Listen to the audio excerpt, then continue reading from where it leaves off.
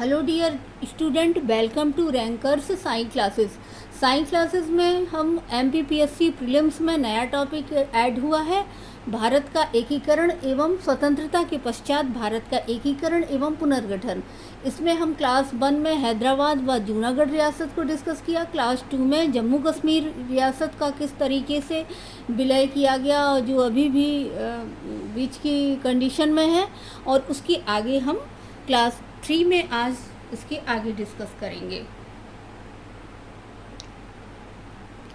स्वतंत्रता के समय भारत के चंद्रनगर, पांडिचेरी, कारिकल, माही एवं यनम क्षेत्र फ्रांस के अधिकार में थे। फ्रांस ने 1950 ईस्वी में भारत से रूठकर चंद्रनगर को वापस कर दिया। 1950 में फ्रांस ने चंद्रनगर को भारत को लौटा दिया था और शेष स्थानों को फ्रांस ने 1954 में भारत को सौंप दिया। स्वतंत्रता के समय गोवा, दमन, दीव, दादर और नगर हवेली के भारतीय क्षेत्र पुर्तगाल के अधिकार में थे। इन क्षेत्रों को देने के इनकार करने के पश्चात 1954 ईस्वी में भारतीय सैनिकों ने दादर और नगर हवेली पर अधिकार कर लिया तथा 1961 ईस्वी में इन क्षेत्रों को कानूनी तौर पर भारत में सम्मिलित कर लिया गया।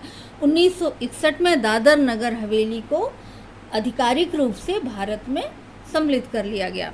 17 दिसंबर 1961 ईस्वी में गोवा संग्राम की उग्रता को देखते हुए भारत सरकार ने सैनिक कार्रवाई द्वारा गोवा, दमन एवं दीव पर अधिकार कर लिया। इस प्रकार पुर्तगालियों ने भारत में सबसे पहले 1510 ईस्वी में गोवा में उपनिवेश स्थापित किया और सबसे अंत में 1961 में भारत से गए, यानी सबसे पहले भारत में आए और सबसे लास्ट में गए। 1961 में गोवा, दमन तथा दीव की पुर्तगाली बस्तियों पर भारतीय प्रभुत्व स्थापित हो गया और इस प्रकार भारत में साम्राज्यवाद का अंतिम अवशेष भी समाप्त हो गया। मीन्स भारत का स्वतंत्रता के पश्चात जो बची खुची रियासतें थीं, जो कुछ राज्य थे जिसमें कुछ में फ्रांसीसी, कुछ में पुर्तगालियों का राज्य था, वो अंततः 1961 तक पूर्णतः इनका विलय भारत में कर लिया गया। इस प्रकार 1949 तक भारत की लगभग सभी रियासतें भारत संघ में मिल चुकी थीं। इन रियासतों में से अधिकांश के नाम भी बदल दिए गए तथा सभी राज्यों में प्रजातंत्रात्मक व्यवस्था स्थापित की गई। इनके नरेशों में अधिकांश को धन या जिसको प्रिवी पर्स कहते हैं देकर शासन से अलग कर दिया गया तथा कुछ को राज्य प्रमुख का पद देकर उस राज्य के शासन का संवैधानिक प्रधान मात्र बना दिया गया। अब क्योंकि संपूर्ण राज्य में छोटे छोटे राज्य थे और रियासतें थी जिसमें वहाँ का राजा ही प्रमुख था। अब संपूर्ण भारत की शासन व्यवस्था एक कर दी गई तथा भारत के नवीन संविधान को भारत की संपूर्ण सीमाओं में समान रूप से लागू कर दिया गया। नवीन संविधान लागू होने के अवसर पर भारत में 4 प्रकार के राज्य थे। इसमें 10 राज्य ए, जिसको आ भी कहते हैं, 8 राज्य बा, 10 राज्य सा और 1 राज्य दा श्रेणी के थे। संविधान सभा ने 1948 में 1948 में एस.के. दर के नेतृत्व में भाषाई राज्य आयोग की नियुक्ति की। इम्पोर्टेंट फैक्ट है और इस आयोग से भाषाई आधार पर राज्यों के गठन की वांछनीयता का मूल्यांकन करने को कहा गया। 19 अक्टूबर 1952 में विख्यात स्वतंत्रता सेनानी पोट्टी श्री रामालू ने भाषाई आधार पर अलग आंध्र प्रदेश की मांग पर अनशन शुरू कर दिया और 50 दिनों के बाद उनकी मृत्यु हो गई। ये बहुत ही इम्पोर्टेंट फैक्ट है कि किसने भाषाई आधार पर अनशन किया और मृत्यु हो गई, और किस स्टेट के लिए, आंध्र प्रदेश के लिए। उनकी मृत्यु के बाद इस मांग को लेकर आंदोलन काफ़ी उग्र रूप धारण कर लिया, अतः मजबूर होकर 1953 में सरकार को अलग आंध्र प्रदेश राज्य की मान्यता देनी पड़ी। यानी भाषाई आधार पर प्रथम राज्य कौन बना? आंध्र प्रदेश बना। इसमें किसकी आमरण अनशन से मृत्यु हो गई? पोट्टी श्री रामालू। इस प्रकार भाषाई आधार पर गठित होने वाला आंध्र प्रदेश देश का पहला राज्य बना। इम्पोर्टेंट है ये। भाषाई समस्याओं को ध्यान में रखते हुए भारत सरकार ने 22 दिसंबर 1953 को एक राज्य पुनर्गठन आयोग, इम्पोर्टेंट डेट है, 22 दिसंबर 1953 को एक राज्य पुनर्गठन आयोग की स्थापना की और जस्टिस मिस्टर फजल अली को इस आयोग का अध्यक्ष बनाया गया। पंडित हृदयनाथ कुंजरू तथा सरदार के एम पणिक्कर इसके सदस्य चुने गए।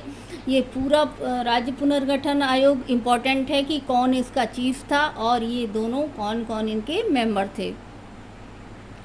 इस आयोग ने अपनी रिपोर्ट सितंबर 1955 को भारत सरकार को सौंप दी। इस रिपोर्ट के आधार पर ही संसद ने नवंबर 1956 में राज्य पुनर्गठन कानून बनाया। इस अधिनियम के राज्य पुनर्गठन कानून कब बना? एक्ट 1956 में। इस अधिनियम के द्वारा आ, बा, सा एवं दा श्रेणी के राज्यों के बीच के अंतर को समाप्त कर दिया गया तथा राज प्रमुख के पद को भी समाप्त कर दिया गया। अब भारत को 14 राज्यों और 6 केंद्र शासित इकाइयों में बांट दिया गया।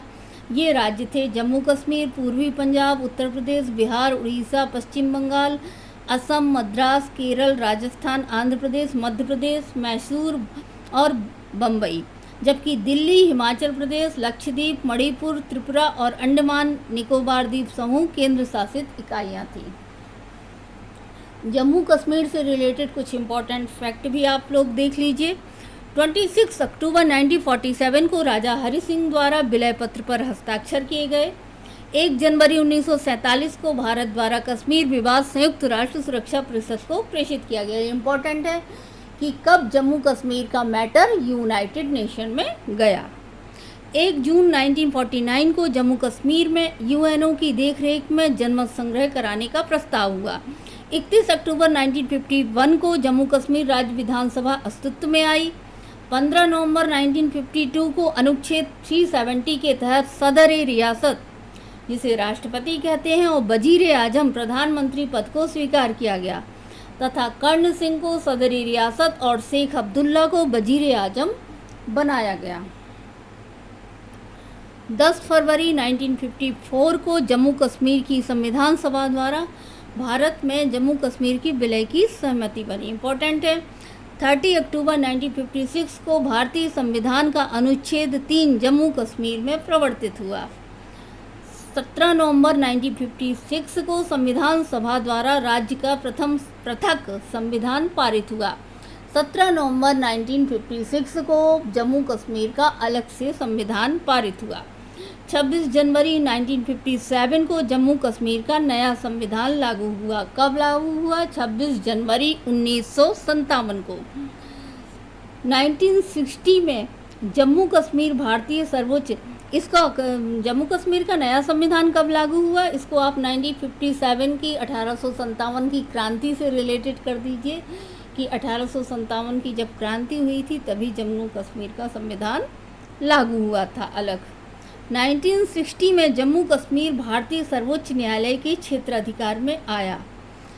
30 मई 1965 को छठे संविधान संशोधन अधिनियम 1965 के द्वारा, इम्पोर्टेंट है ये, सदर-ए रियासत तथा वजीर आजम का पद समाप्त कर उसके स्थान पर क्रमशः राज्यपाल एवं मुख्यमंत्री कर दिया गया और मोहम्मद गुलाम सादिक कांग्रेस के जो थे पहले मुख्यमंत्री बने। अब इसको नेक्स्ट क्लास में कंटिन्यू करेंगे। Thank you.